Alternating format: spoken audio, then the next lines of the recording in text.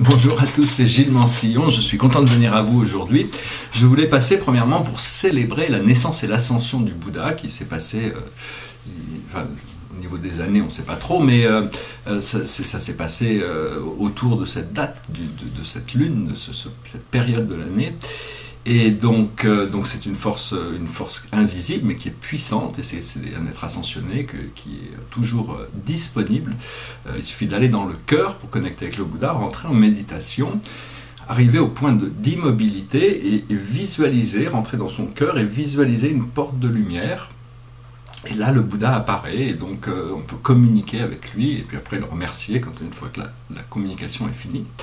Je vais aussi lire un petit poème qui avait inspiré deux de mes tableaux, il y en a un qui a disparu, puis l'autre je l'avais prêté à une amie, elle a disparu avec aussi, j'espère que je les retrouverai un jour, mais c'est un poème d'Amitabha Bouddha qui explique un petit peu ce qu'il a découvert par rapport entre pour arriver au nirvana, il faut sortir du samsara. Après ça, éventuellement je parlerai de ma propre histoire par rapport à ces choses-là. Mais c'est extrêmement personnel, et donc quand on expose des choses extrêmement personnelles sur des réalités spirituelles, on s'expose à toutes sortes on s'expose à toutes sortes de consciences de gens qui peuvent être hyper matérialistes et qui pourraient rentrer en conflit avec ces idées, ce qui pourrait leur créer des troubles. Et donc c'est pour ça que le grand sage Lao Tse avait dit: celui qui parle ne sait pas, celui qui sait ne parle pas. Parce que pendant très longtemps, toute cette connaissance devait rester intérieure et n'être communiquée qu'à ceux qui avaient déjà un karma léger et qui étaient ouverts à ces choses. Cela dit, on arrive à une époque d'ascension collective, et donc il est important de pouvoir partager ses idées, partager ses visions, partager toutes ces choses avec ceux qui nous entourent et qui peuvent être ouverts à ces choses. Bien sûr, ceux qui ne sont pas ouverts à ces choses, il vaut mieux ne pas leur en parler. Voilà. Alors le poème c'est un poème assez court qui dit: abandonner l'esprit intéressé, chercher le moyen de s'élever sublimement, suivre l'exemple du Bouddha, rassembler la pensée, concentrer l'énergie spirituelle, diligemment, assidûment, afin de s'affranchir des 6 voies de la métempsychose et des 4 douleurs de la transmigration karmique: naissance, vieillesse, maladie et mort. Parvenir à la sublimité, retourner à la sphère de la libération. Voilà, c'est Amitabha Bouddha qui avait découvert que les âmes doivent transmigrer éternellement à l'intérieur du samsara, il y a 6 mondes de bas en haut. Il y a les enfers, le monde des démons affamés, le monde des démons guerriers, le monde des brutes, le monde des humains et le monde des dieux. Et donc éternellement les âmes se réincarnent à l'intérieur de ces plans astraux, jusqu'au moment où ils sont prêts à se libérer, passer au nirvana, s'élever au-dessus des choses. Nirvana voulant dire extinction de souffle. Donc voilà, je vais peut-être en rajouter un autre petit poème qui est quand même assez aussi, qui vient aussi du Bouddha, pendant que j'y suis.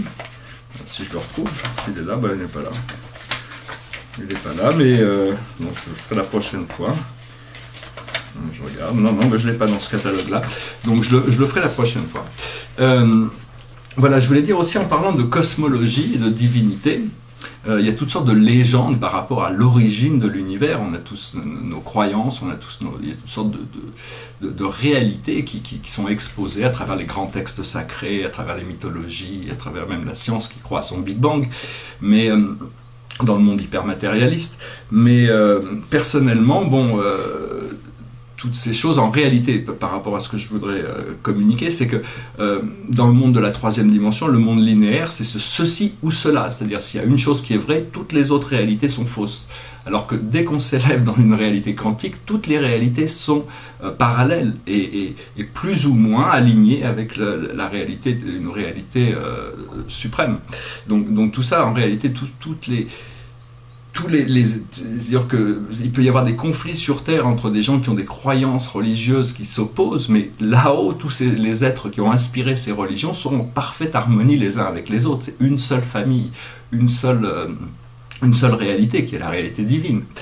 Et donc pour moi le plus grand texte de révélation, c'est ce livre, le livre de Urantia. Je vous en ai déjà parlé, je vais en parler un petit peu. Déjà, si vous voulez voir un peu le livre d'Urantia, il suffit d'aller sur un site qui s'appelle www.urantia.org. Et là, vous avez tout le livre d'Urantia en 5 ou 6 langues, donc vous pouvez déjà un peu explorer. Il y a toutes sortes de choses absolument incroyables dans ce livre. C'est pas vraiment un grand livre, c'est pas un livre d'initiation nécessairement, mais c'est un livre de révélation. Et donc voilà, donc je vais un petit peu en parler, par rapport à ce tableau qui a été inspiré par la cosmologie d'Urantia. Alors là-haut, nous avons les 7 grandes familles spirituelles, la réalité des êtres du paradis, c'est-à-dire que ça représente une partie de la famille divine telle qu'elle est organisée, et donc ces choses sont relativement complexes, mais d'un point de vue cosmologique, disons qu'il y a tout cet univers central, il y a le paradis ici, avec les 21 satellites du paradis, ces 21 sphères sacrées, et l'univers central. Tout ça existait pendant l'éternité, puis un jour les dieux ont informé tout le monde à l'intérieur de cet univers qu'ils avaient créé quelque chose au-delà de l'univers central qu'on appelait le samsara. Et donc maintenant, actuellement, nous sommes donc il y a eu l'époque de l'univers central, et maintenant nous sommes dans l'époque du temps et de l'espace. Ça a été organisé sur la forme de 7 grands super-univers. 7 super-univers, notre univers étant un point, un tout petit point là ici, je ne sais pas si on peut le voir ici sur la caméra, mais enfin ça représente un point de notre super-univers. Et donc un super univers inclut 100 000 univers locaux, et il existe 7 super univers, et au-delà des 7 super univers, il y a les univers transcendantaux du futur. Donc tout ça, et puis il y a 4 niveaux de manifestations qui sont en voie de développement, mais rien n'est connu sur ces univers transcendantaux, même au paradis. Il faut savoir que les dieux ne communiquent pas, ils très très peu, et donc la réalité se révèle progressivement, et donc la seule chose que l'on peut savoir, le plus grand mystère au paradis, c'est l'origine de Dieu, mais bon, personne ne sait, et puis l'esprit infini, qui est la 3e personne de la déité, a très peu communiqué avec ça, mais bon, a expliqué que à la nuit des temps, disons que c'est un concept, parce que c'est paradoxal, parce que en réalité la trinité du paradis et le paradis et l'univers central ont toujours existé, mais si on doit expliquer ça de manière linéaire, on doit pouvoir expliquer que il devait y avoir un moment hypothétique où le Père universel était seul, il existait seul, il était l'absolu, infini, et il s'est personnifié par une personne infinie qui est le Fils éternel,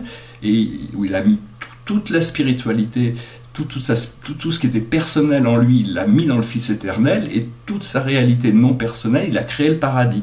Et la tension entre le personnel et l'impersonnel absolu ont éventué l'esprit infini, qui est l'acteur conjoint, qui a mis en action les plans du Père et du Fils, et qui a manifesté, en prenant les desseins du paradis, cet univers central, et activer les mécanismes de l'espace pour commencer à évoluer au-delà de la perfection infinie de cet univers central, afin de continuer à évoluer.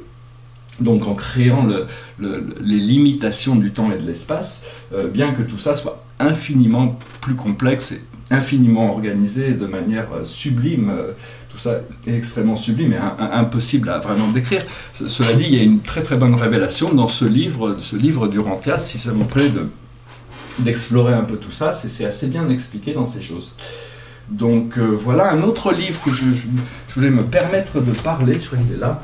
J'en avais pas parlé avant parce que c'était un livre rare, un livre qui était introuvable, et donc je l'avais lu il y a quelques années, il y a une quinzaine d'années, mais il était un peu hermétique, je n'étais pas encore prêt complètement à le lire, et là je me suis aperçu qu'il a été republié, même qu'il a été traduit en français. Donc ça, c'est un grand livre initiatique qui s'appelle le livre d'Enoch, les clés d'Enoch. C'est sur Yahweh, enfin Jéhovah, qui est une expression de Yahweh. Ça a été écrit par Métatron et Enoch, et ça présente 64 tablettes de lumière, qui donnent toutes sortes de clés de code qui permettent de construire, c'est un livre illustré, qui permettent de construire le Merkaba, le vaisseau. Et donc c'est un livre, voilà, j'ai vu qu'il était en français, je vais peut-être en commander une copie en français. Enfin bon, moi j'aime bien le lire en anglais, c'était la version originale. Bah, c'est très complexe, hein. Il y a beaucoup de choses dans ce livre aussi. C'est un livre beaucoup plus initiatique que le livre d'Urantia, mais enfin bon, c'est un bon complément, disons. Donc voilà, si ça vous intéresse parce qu'on ne peut pas trouver la méditation dans les livres, ce qu'on recherche, on peut le retrouver que dans la contemplation, en faisant le vide, en laissant notre esprit mental et en laissant cette lumière du cœur, cultiver la lumière du cœur qui se révèle dans notre esprit. Cela dit, tous ces grands livres sacrés nous aident à trouver des moyens d'accès, des compréhensions, des approches, disons.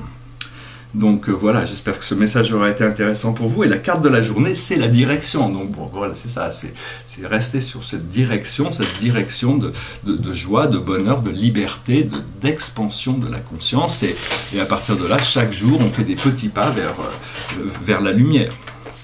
Je vais finir par une petite chanson. C'est une chanson qui n'a aucun contenu spirituel, mais c'est une très belle chanson, à part le titre. Il n'y avait pas du tout de contenu spirituel, c'est purement mondain, disons. Mais c'est une très belle chanson, ça s'appelle Hallelujah. It goes like this. I heard there was a sacred chord that David played and it pleased the Lord. But you don't really care for music, do you? It goes like this, the fourth, the fifth, the minor fall and the major lift, the baffled king composing Hallelujah, Hallelujah, Hallelujah, Hallelujah, Hallelujah. Well, your face was strong, but you needed proof. You saw her bathing on the roof, her beauty in the moonlight hovers through you. She tied you to a kitchen chair, she broke your throne and she cut your hair, and from your lips she drew the Hallelujah, Hallelujah, Hallelujah. Hallelujah, Hallelujah. Well, baby, I've been here before. I've seen this room and I walked this floor. I used to live alone before I knew you. I've seen your flag on the marble arch, and love is not some victory march. It's a cold and it's a broken Hallelujah, Hallelujah, Hallelujah, Hallelujah, Hallelujah. There was a time when you let me know what's really going on below, but now you never show it to me, do you? And I remember when I moved in you, and the holy dove was moving too, and every breath we drew was Hallelujah, Hallelujah, Hallelujah, Hallelujah, Hallelujah. Well, maybe there's a God above, but all I've ever learned from love was how to shoot somebody who outdrew you. And it's not a cry that you hear at night, it's not somebody who's seen the light, it's a cold and it's a broken Hallelujah, Hallelujah, Hallelujah, Hallelujah, Hallelujah.